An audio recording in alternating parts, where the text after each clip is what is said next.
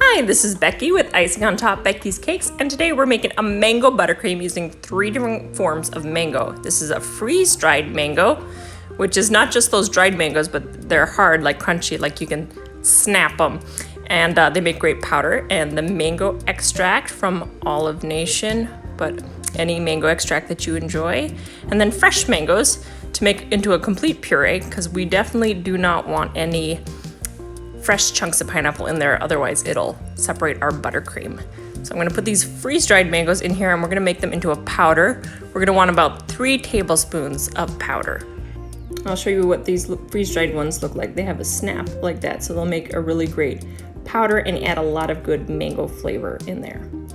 And we're just gonna blend this super good all the way until it's just a nice fine powder that I can just scoop out with my tablespoon and add 3 tablespoons when it's time.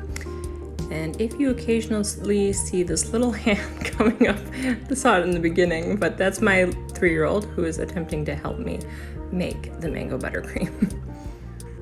So when it looks like this, nice powdery, we are gonna set that aside and that'll add some nice chunks of mango.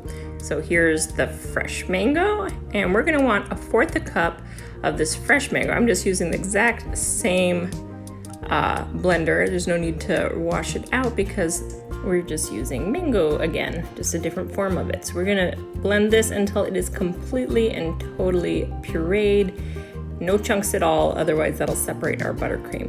And if you notice, I'm doing more than just 1/4 cup because I want extra that I can add on the top. So you don't need this much to make the actual buttercream, you just need 1/4 cup. But the extra is great for putting on top of your cupcake after. It just adds even more mango and that's always yummy. Okay, so here we go, that's completely pureed. And now we can get ready to start making our buttercream. We're gonna use a cup of room temperature butter. And I should note that everything is room temperature. Even the mango puree is room temperature because my mangoes were sitting on the counter. Everything is room temperature. So that your buttercream will have the same consistency as mine.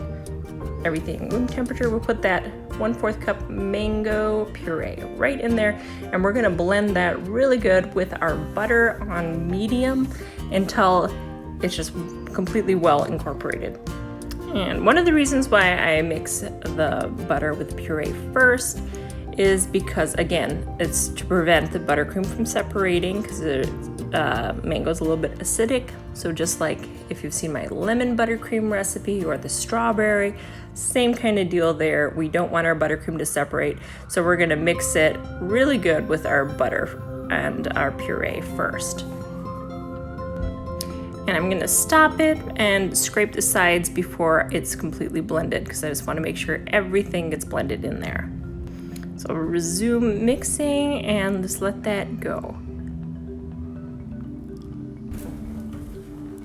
Now it's probably been a good 5 minutes and it's all looking well incorporated. It's this light yellow color and it's ready to start adding the rest of our ingredients. So I'm gonna go ahead and get that freeze-dried powdered mango that we have, and I'm gonna put 3 of the tablespoons right in here. Now that'll also introduce just some very fine chunks of mango as well.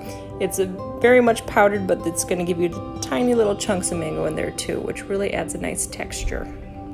And then we're gonna put 1 teaspoon of salt in there. And then finally, I'm gonna get out my mango extract and I'm gonna add 2 teaspoons of that in there. And now with all this mango combined, that really makes you be able to taste the mango when you're eating the buttercream. It's really a great combination. And lastly, I'm gonna go ahead and put in my 4 cups of confectioners sugar. This is pure cane so that you don't get that gritty feeling that other powdered sugars will have. And then we're gonna mix it on low until it is completely incorporated. And one of the reasons for mixing it on low is that you don't want to beat extra air bubbles into your buttercream because that doesn't look as nice when you're piping it out. Or if you're trying to smooth it on a cake, it's really hard to get smooth with all those air bubbles in there. I'm going to stop it here and scrape the sides, and then I'm going to turn it back on low for a little while longer. And this buttercream is just about done now. and it's really nice and smooth. You got a couple of those little chunks in there from the powdered mango, so it does add that texture, but the rest of the buttercream will be smooth and stiff enough to be able to pipe out of a piping bag if you're wanting to pipe it onto cupcake. Now this time I'm going to use a Russian piping ball. I'm going to show you what the other ones look like. They all have like a star in the middle or different things. This one, and some of them you'll see don't have anything in the middle. So what happens when you pipe it, they're going to leave a little hole right in the middle, which is great when you want to fill that hole with something. So this is the one I'm going to use. It's just a straight lines, and it's got just the metal in the middle, so it's going to leave us a little hole. So what we're going to do is pipe straight down, back, forth, and then back one more time. Then we're going to pull up straight, and it leaves that little hole right there in the middle, and we can fill that hole with some yummy mango puree that we had set aside. And then I also sliced up a little bit of mango so I can add a little chunk of mango there in the middle. And that just makes it really yummy. So I'm excited to eat these.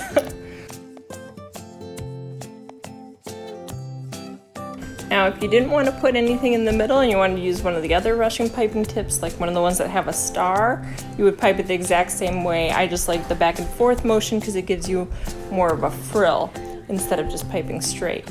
So it gives you a little bit of a twist there. So I just kind of twist my wrist back and forth and then twist and pull up, and then it just gives you that nice little hole in the middle. But like I said, if you don't want the hole, you can use one that has like a star or something, and then you don't have to fill the middle. But you'll want to fill the middle because it is so yummy.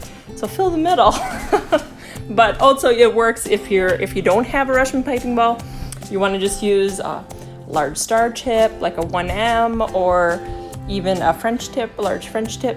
You can just pipe a circle and leave a little well in the middle, and you can fill it with the puree that way as well. Thanks for watching with me today, and please subscribe to my channel. I have lots of other yummy recipes and fun cake decorating tutorials.